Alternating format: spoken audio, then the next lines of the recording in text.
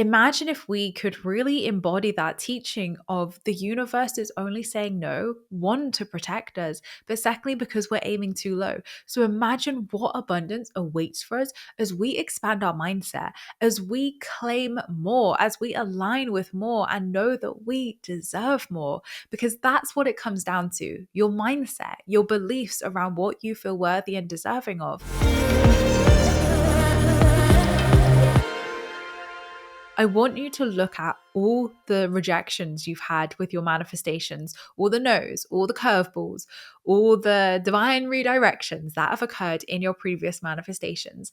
And I want you to write down what you have now. And I actually got asked this question in an interview right before I recorded this one, actually, in a podcast interview with a lovely lady, Josephine, who said, is there anything you haven't manifested? Like, what did you learn from it? And I said, I've never not manifested anything. I've manifested absolutely everything that I have always set my intention to. Like, there's not one thing I've not manifested.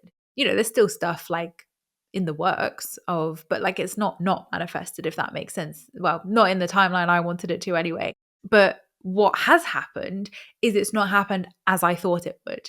And that's the key here of it's never that it's not happened. It's that I was aiming too low, or I was, in misalignment and didn't actually know what was for my highest good clearly. So that is what has happened. Those divine realignments of redefining my intention, aligning within myself, and going along these journeys to get these no's, to get these doors closed, to align with the right publisher, the right partner, the right house, the right everything. I mean, even as I'm reflecting, as I'm doing this episode, I'm like, wow, like that, like I think we need that statement, that quote on repeat. Write it on a sticky note, put it on your mirror, put it where you're going to brush your teeth, put it as a screensaver on your phone.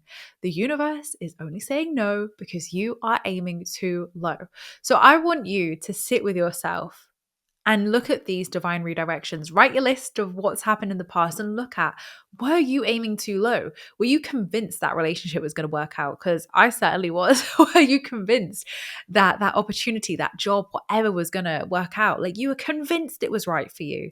But then something bigger, better came along. We know the analogy of, bigger, better. Like you're always just aligning with bigger and better. It's never worse. It's never less. But imagine if we could really embody that teaching of the universe is only saying no, one, to protect us, but secondly, because we're aiming too low. So imagine what abundance awaits for us as we expand our mindset, as we claim more, as we align with more and know that we deserve more, because that's what it comes down to: your mindset, your beliefs around what you feel worthy and deserving of.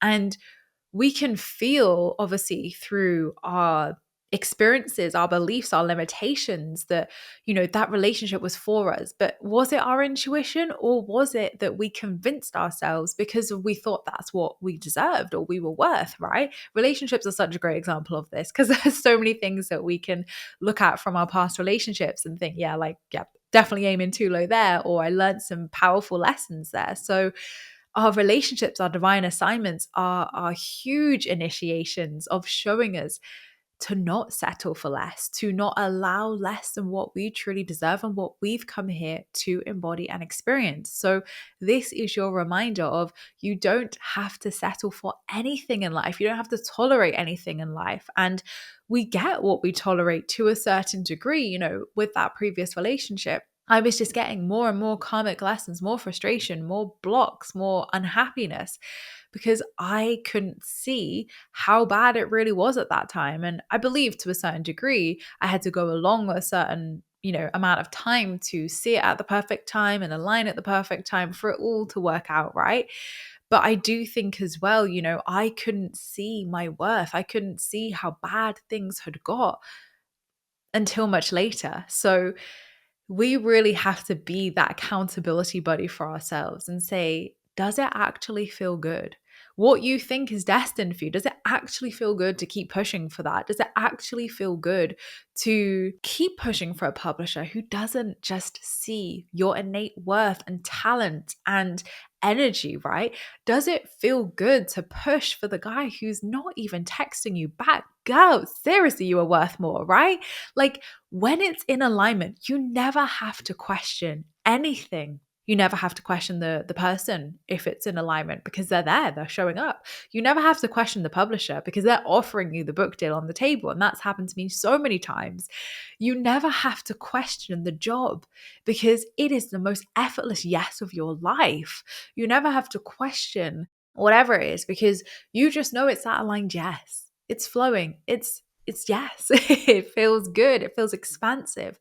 So if something is not feeling like that, this is your opportunity to use the alignment protocol from Aligned Abundance. And this is exactly what I did after my book, Aligned Abundance, got rejected by every single publisher and went through that year process of working with Penguin to then get that ultimate no. I've stopped.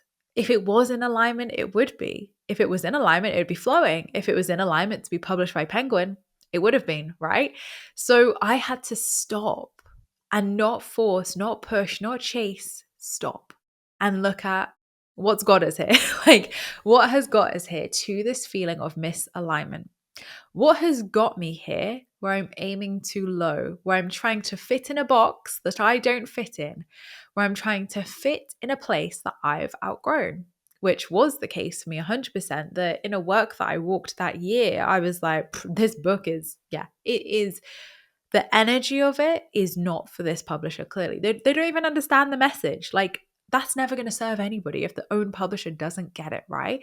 So there is an aligned publisher who will get it. And Watkins did effortlessly.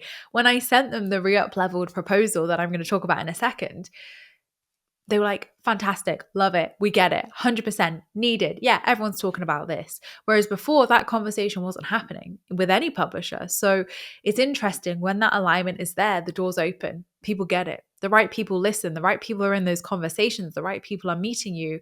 It is that effortless alignment and abundance. So stop. If it was flowing, it would be. If it feels like an uphill struggle, if you're just getting constant no's, closed doors, you don't know where to go because everything's a no, you feel stuck, you feel out of alignment, it just feels heavy and dense, stop. It shouldn't feel like that. It doesn't need to feel like that. But we as humans try to control. We try to fit things into spaces and boxes that it doesn't fit in to make it our manifestation or to make it work. But ultimately, manifestation is a co-creation process. We go 50% of the way and the universe meets us 50% of the way. And when we try to force and push and fit in places that we're not meant to be, that's where that resistance and blocks and rejections and out of alignment is going to occur. So if it's an uphill struggle, this is your sign to stop.